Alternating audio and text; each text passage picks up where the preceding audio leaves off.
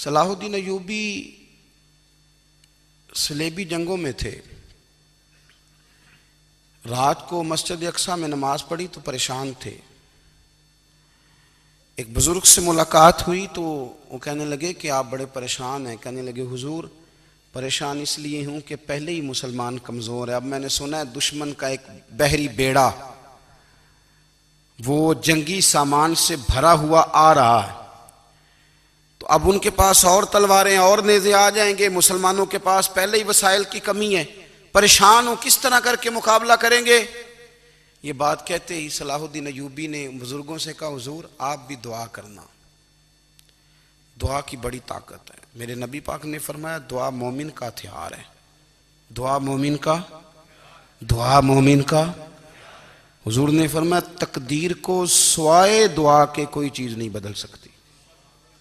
دعا مومن کا ہتھیار ہے. یہ کافر کے پاس کوئی نہیں. یہ ہتھیار ہے مومن کا. اللہ کرے آپ کو سمجھ آئے. پھر سنیں کئی بار کہہ چکا ہوں یہ ہتھیار ہے. کافر کے مقابلے میں جو تیرے پاس سب سے بڑا ہتھیار ہے وہ دعا ہے. دعائیں کرانی چھوڑ دی, کرنی چھوڑ دی, لینی چھوڑ دی.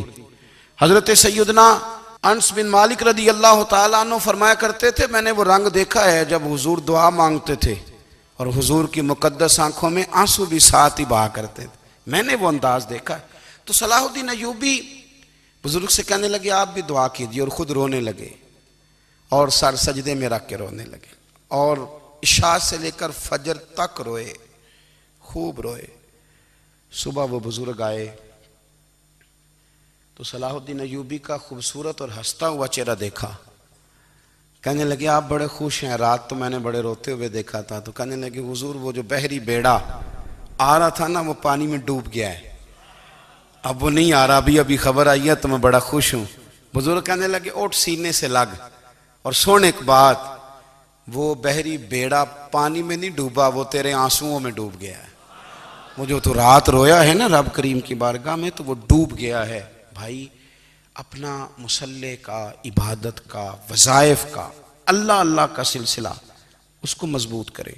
اپنی دعاؤں کے تعلق کو مضبوط کرے. دعائیں بڑے انقلاب برپا کر دیتی ہیں.